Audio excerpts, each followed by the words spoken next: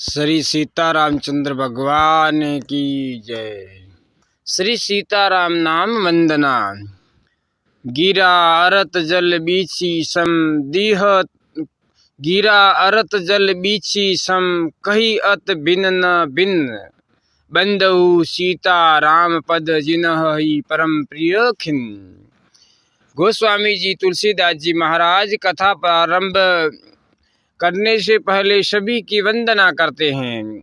इस दोहे में श्री सीताराम जी को नमस्कार करते हैं। इसके बाद नाम वंदना और नाम महिमा को लगातार 9 दोहों में और 72 चौपाइयों में कहते हैं। श्री गोस्वामी जी तुलसीदास जी महाराज को यह 9 संख्या बहुत ही प्रिय लगती है। 9 संख्या को कितना ही गुणा किया जाए तो उन अंकों को जोड़ने पर 9 ही बचेंगे। जैसे 9 संख्या को 9 से गुणा करने पर 81 होते हैं।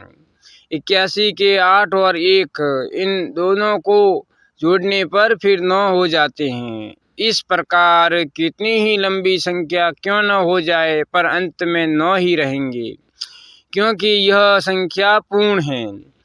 गोस्वामी जी महाराज को जहाँ कहीं ज़्यादा महिमा करनी होती है तो 9 तरह की उपमा और 9 तरह के उदाहरण देते हैं। सीताराम 9 संख्या आखिरी हद है, इससे बढ़कर कोई संख्या नहीं है। यह 9 संख्या अटल है। संबत 16 से 31 करहु कथा हरिपद धरी शीशा, नौमी भौम बार मधुमासा अवधपुरी यह चरित प्रकाशा। मानस राम जन्म तिथि बार सब जस, त्रेता मह भास तस 31 मह जुरो जोग लगन ग्रह रास। भगवान श्री राम ने त्रेता युग में चैत्र मास शुक्ल पक्ष 9वीं तिथि मंगलवार के दिन शुभ मुहूर्त के समय अयोध्या जी में अवतार लिया। भगवान के अवतार के दिन जैसा शुभ मुहूर्त था, ठीक वैसा ही शुभ मुहूर्त का संयोग संवत 1631 में भगवान के अवतार के दिन बना। श्री गोस्वामी जी महाराज ने अयोध्या में उसी दिन श्री रामचरितमानस ग्रंथ का लिखना आरंभ किया। जब तक ऐसा संयोग नहीं बना तब तक वैसे शुभ मुहूर्त की प्रतीक्षा करते रहे। यहाँ 18वें दोहे में श्री सीताराम जी के चरणों की वंदना करते हैं। श्री सीताराम जी बहुत विलक्षण हैं। जिन्ह ही परम प्रिय खिन, दुखी आदमी किसी को प्यारा नहीं लगता।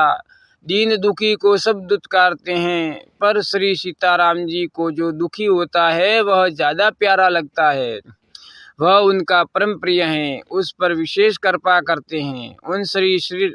उन श्री राम जी के चरणों में मैं प्रणाम करता हूँ। श्री सीताराम जी अलग अलग नहीं हैं, इस बात को समझाने के लिए 2 दृष्टांत देते हैं। जैसे गिरा अरत और जल बीची कहने का तात्पर्य है कि वाणी और उसका अर्थ कहने में 2 हैं, पर वास्तव में 2 नहीं 1 हैं। वाणी से कुछ भी कहोगे तो उसका कुछ न कुछ अर्थ होगा ही, और किसी को कुछ अर्थ समझाना हो तो वाणी से ही कहा जाएगा। ऐसे परस्पर अभिन्न हैं। इसी तरह जल होगा तो उसकी तरंग भी होगी। तरंग और जल कहने में 2 हैं, पर जल से तरंग या तरंग से जल अलग नहीं है, एक ही है। सीताराम। गिरा और बीची ये दोनों स्त्रीलिंग पद हैं। अरत और जल ये दोनों पुल्लिंग पद हैं। ये दोनों दृष्टांत सीता और राम की परस्पर अभिन्नता बताने के लिए दिए गए हैं। इनका उलट पुलट करके प्रयोग किया है। पहले गिरा स्त्रीलिंग पद कहकर अरत पुल्लिंग पद कहा है। यह तो ठीक है, क्योंकि पहले सीता और उसके बाद राम है, पर दूसरे उदाहरण में उलट दिया, अर्थात जल और पुल्लिंग पद पहले रखा और उसके साथ बीची स्त्रीलिंग पद बाद में रखा। जल शब्द संस्कृत भाषा के अनुसार नपुंसकलिंग है, पर हिंदी में जल शब्द पुल्लिंग न माना गया है। हिंदी में नपुंसकलिंग होता ही नहीं। इसका तात्पर्य राम सीता हुआ। इस प्रकार करने से दोनों की अभिन्नता सिद्ध होती है। सीताराम सब लोग कहते हैं, पर राम सीता ऐसा नहीं कहते।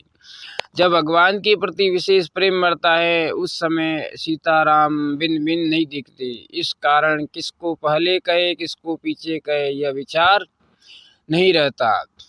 तब ऐसा होता है, श्री भरत जी महाराज जब चित्रकूट जा रहे हैं तो प्रयाग में प्रवेश करते समय कहते हैं, भरत तीसरे पहर कह किन्ह प्रवेशु प्रयाग, कहत राम सिय उमगी उमगी अनुराग। प्रेम में उमंग उमंग कर राम सिय कहने लगे। उस समय प्रेम की विधिकता के कारण दोनों की एकता का अनुभव होता है।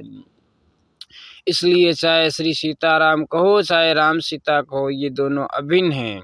ऐसे श्री सीताराम जी की वंदना करते हैं। अब इससे आगे नाम महाराज की वंदना करके 9 दोहों में नाम महिमा का वर्णन करते हैं। एक नाम जप होता है और एक मंत्र जप होता है।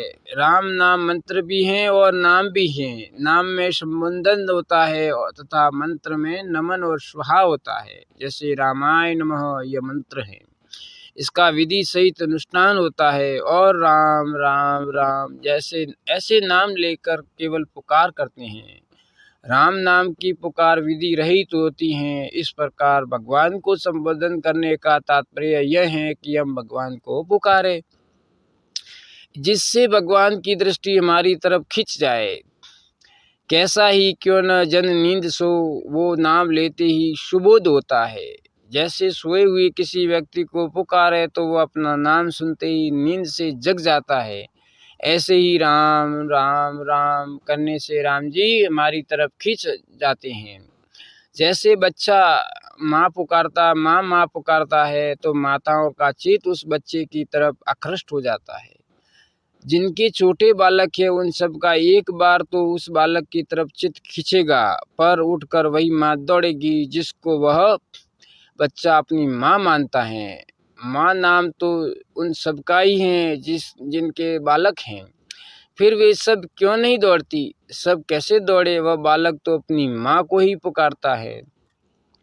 दूसरी माताओं के कितने ही सुंदर गहने हो, सुंदर कपड़े हो, कितना ही अच्छा स्वभाव हो, पर उनको वह अपनी माँ नहीं मानता। वह तो अपनी माँ को ही चाहता है, इसलिए उस बालक की माँ ही उसकी तरफ खींचती हैं। ऐसे ही राम राम हम आर्त होकर पुकारे और भगवान को ही अपना माने तो भगवान हमारी तरफ खींच जाएंगे। जब लग गज अपनो बल बरतियो, नेक सरियो नहीं काम, निर्बल हवे बलराम पुकारियो, आयो आधे नाम। जैसे गजराज ने पूरा नाम भी उच्चारण नहीं किया, उसने केवल हे ना आधा नाम लेकर पुकारा, उतने में भगवान ने आकर रक्षा कर दी। शास्त्रीय विधियों की उतनी आवश्यकता नहीं है जितनी इस तरह आर्त होकर पुकारने की है। इसलिए आर्त होकर दुखी होकर भगवान को अपना मानकर पुकारे और केवल उनका ही भरोसा रखे, उनकी ही आशा, उनकी ही विश्वास रखे और सब तरफ से मन हटाकर उनका ही नाम ले और उनको ही पुकारे। हे राम राम राम आर्त का भाव तेज होता है। इससे भगवान उसकी तरफ खींच जाते हैं और उसके सामने प्रकट हो जाते हैं। तभी तो भगवान प्रहलाद के लिए खंबे में से प्रकट हो गए। भीतर का जो आर्त भाव होता है वही मुख्य होता है। राम नाम उच्चारण करने की बड़ी भारी महिमा है। उस राम नाम का प्रकरण रामचरितमानस में बड़े विलक्षण ढंग से आया है। सियावर रामचंद्र भगवान की जय। अगर मित्रों आपको यह वीडियो पसंद आया हो तो इस वीडियो को लाइक करना, ऐसे ही वीडियो सुनने के लिए चैनल को सब्सक्राइब करना और शेयर करना।